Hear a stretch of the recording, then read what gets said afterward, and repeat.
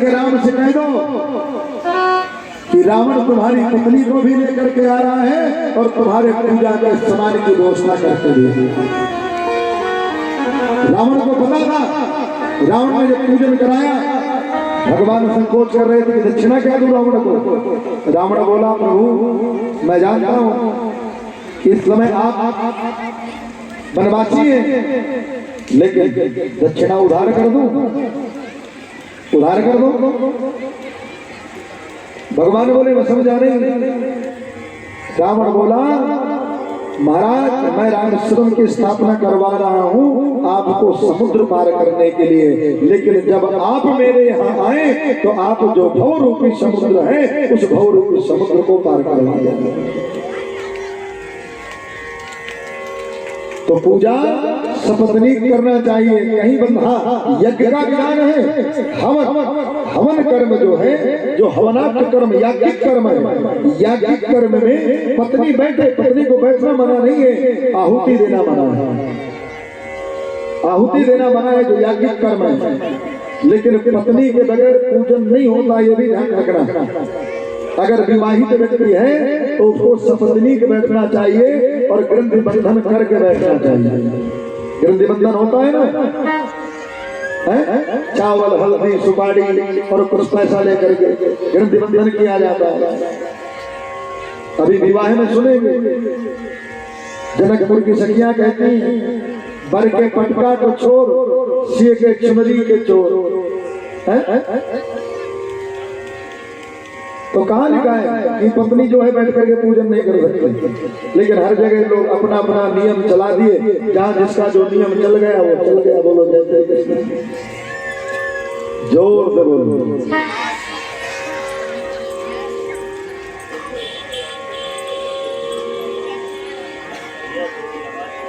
तो महाराज यज्ञ पूर्ण हुआ, अग्निनारायण भगवान चरु का कटोरा लेकर के प्रकट हो गए और कहा महाराज वशिष्ठ के हाथ में दिया और बोले महाराज ये चरु महाराज दशरथ को दे दो, ये चरु महाराज दशरथ अपनी रानियों को जितना योग्य भाग्य करके दे दे। जाओ महाराज दशरथ के घर पुत्रों का जन्म होगा। महाराज दशरथ चरु लेकर के आए। चरु माने खीर, चरु माने खीरी बोलते हैं ना, खीर। अब जब वो खीर के 3 भाग किए महाराज दशरथ ने, एक भाग मां कौशल्या को दिया, एक भाग मां कैकेयी को दिया और तीसरा भाग जैसे मां सुमित्रा को देने लगे तो एक पक्षी आया और वो खीर लेकर के उड़ गया। पक्षी उड़ करके जाकर के केसरी नामक पर्वत पर पहुंचा और एक पेड़ के ऊपर बैठ गया और खीर खाने लगा। लेकिन उस केसरी नाम पर्वत पर जिस वृक्ष पे बैठा था पक्षी, उसके नीचे अंजनी मां बैठी थी। अंजनी मां ने उसको शिव प्रसाद समझ करके ग्रहण कर लिया, तो उससे आदरणीय भक्त बलवंत श्री हनुमान जी महाराज का प्राकट्य हुआ। इसलिए हम लोग गाते हैं कि शंकर सुमन केसरी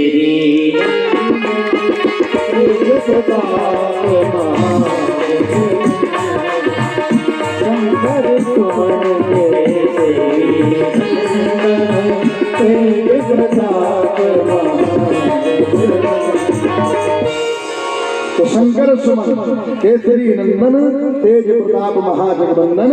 इसलिए हनुमान जी महाराज शिव के अंश हैं, इसलिए शंकर सुमन केसरी नंदन। और पवन ने पालन किया, इसलिए पवन तनय बल पवन समाना। और एक निवेदन कर दुनिया में न राम जी ऐसे हैं, न कृष्ण जी ऐसे हैं, न दुर्गा ऐसे हैं, न काली ऐसी हैं, लेकिन हनुमान जी महाराज दुनिया के ऐसे भक्त हैं, ऐसे देवता हैं जिनको एक वरदान प्राप्त है।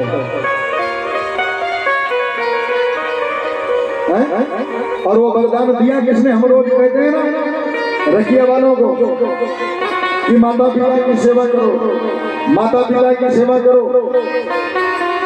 तो हनुमान जी की मां कौन थी? जन्म तो दिया मां ने, लेकिन हनुमान जी ने मां हमेशा किशोरी जी को माना, किशोरी जी को माना, और किशोरी जी ने आशीर्वाद दे दिया। ऐसी सेवा की मां की कि किशोरी जी ने आशीर्वाद दिया, जा हनुमंत अष्ट सिद्धि नवनिधि के दाता, असबर दीन जानकी माता। वरदान दे दिया मां जानकी, जा हनुमंत। बोलो किसी को प्राप्त है? किसी भी देवी देवता को अष्टसिद्धि नवनिधियां प्राप्त नहीं है, लेकिन हनुमान जी महाराज ने अनुष्ठान नहीं किया। हनुमान जी महाराज ने पीले कपड़े पहन के नहीं घूमे, तिलक लगा के नहीं घूमे, सेवा परोपकाराय काम विधु गया, पूरे जीवन परोपकार किया, और उस परोपकार का बदला माने ये दिया कि हनुमंत अष्ट सिद्धि नवनिधि। और एक बात कहें, हम जगह जगह भटकते हैं, महाराज जरा पत्री देखें, भैया थोड़ा सा बढ़ा दो, गला बहुत लग रहा है।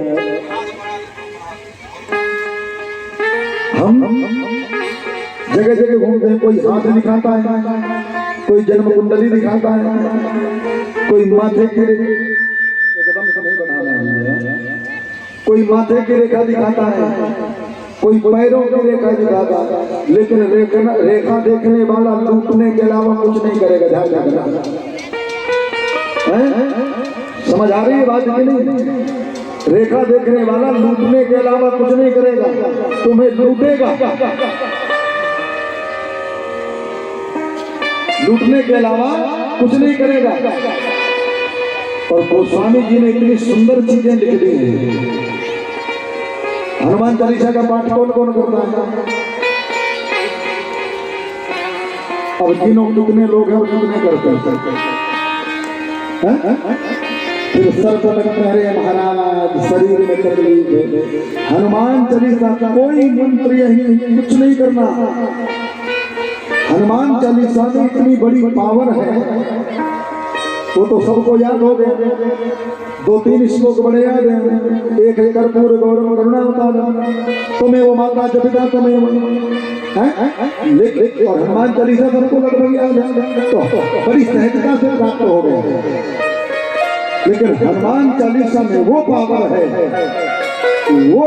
है कि रखिया वालों अपने जीवन में आजमा करके देख लेना, क्योंकि हमें पता है हमें रखिया फिर आना पड़ेगा,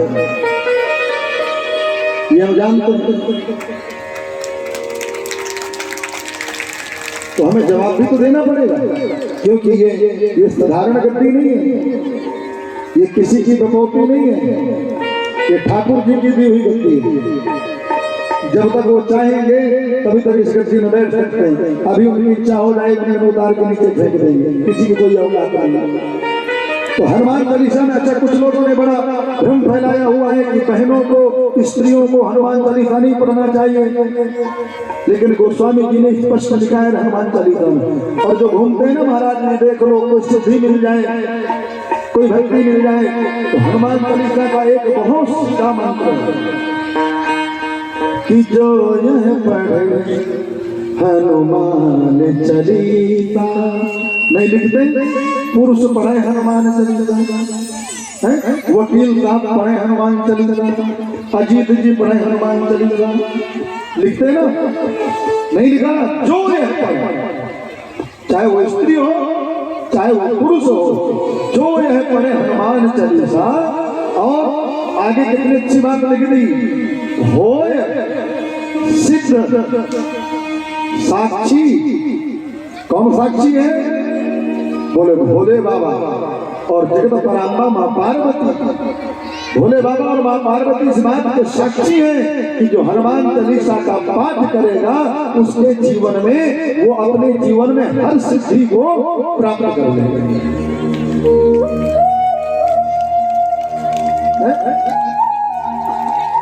कुछ लोग कह रहे थे हमारा शरीर में पीड़ा है, अगर शरीर में पीड़ा है कुछ मत करो, 108 बार। और हम नाम नहीं लेंगे, नहीं उंगली करेंगे। हमने अपनी बहन को कहा कि आप चिंता मत करना, हम बताएंगे। शरीर में अगर पीड़ा है तो एक गिलास पानी रखो, कुछ मत करो, पानी रखो और 101 बार ना सही रोग हरे सब पीड़ा जपत निरंतर हनुमत वीरा पढ़िए और पानी में फूंक मार करके जिसके शरीर में पीड़ा हो उसको 40 दिन तक पिलाओ। 40 दिन बाद हमसे बात करना। लेकिन समस्या जानते हो क्या? समस्या है कि वो चित्रकूट वाला महाराज आया था ना, तो वो बोल के गया है हनुमान चालीसा पढ़ना है, तो एक लोटा पानी डाला, कुछ लोग तो सर पूछते जाएंगे भैया हनुमान जी को खेदना थोड़ी है। अरे 5 मिनट कितना समय लगता है? 5 मिनट आराम से, क्योंकि प्रेम से पढ़ोगे तो पुकार को सुनेंगे। जरा आपने चाहे पिता हो चाहे बेटा हो, बेटा जरा बोले बाबा पानी देना, तो पापा उठाएगा, उठाएगा कि नहीं? लेकिन वही बोले, अगर वही बेटा बोले पापा पिताजी एक गिलास पानी दे दो, तो पिता का हृदय पिघल जाएगा, बेटा अभी लाया। तो उसी तरह भगवान है, अगर टालने के लिए पढ़ो कि चित्रकूट वाला महाराज आया था बता गया है तो पढ़ना है, मजबूरी है, ऐसा नहीं।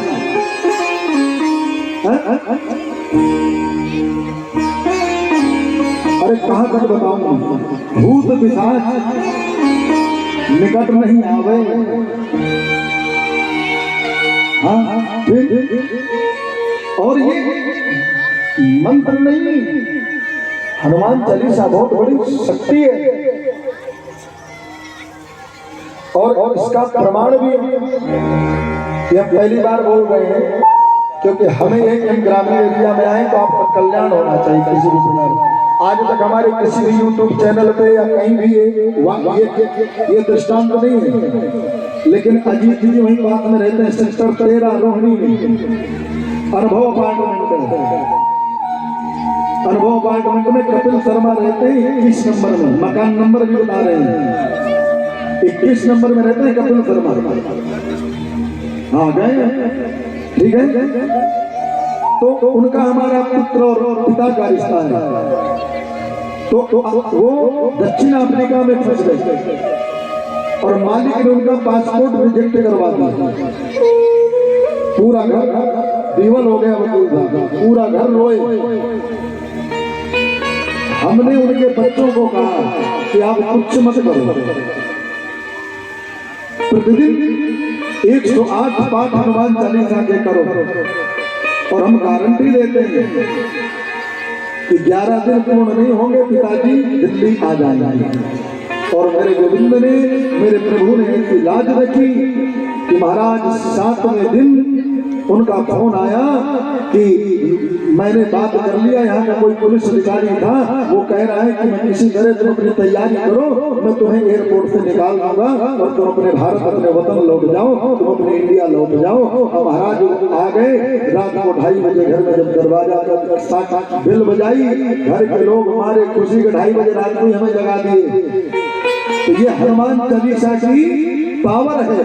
हनुमान चालीसा कोई साधारण चीज नहीं है, हमें सहज है। अब यहाँ बिहार में आम हो, घर घर आम है, तो जब आम आता होगा तो आम की कीमत नहीं होती होगी, चारों तरफ पड़ा रहता होगा। लेकिन ये इसी आम की कीमत अगर देखनी है, अगर इसी आम की कीमत देखनी है तो हमारे बुंदेलखंड चले जाओ, चित्रकूट ज्यादा दूर नहीं, चटनी के लिए आम नहीं मिलता, कुछ क्षेत्रों में है? लेकिन झांसी वाले क्षेत्र में चले जाओ तो आदमी तरसता है कि एक आम मिल जाए तो चटनी बना करके रोटी खा ले, अच्छा लगेगा, मौसम है, लेकिन नहीं मिलता। लेकिन यहाँ गठिया में मुझे लगता है जब आम फल लगता होगा तो चारों तरफ आम ही आम दिखता होगा, कोई देखता नहीं होगा। तो वही हाल है हमारा। लेकिन हनुमान चालीसा में वो पावर है। बोलो जय श्री कृष्ण। तो कौन कौन करेगा?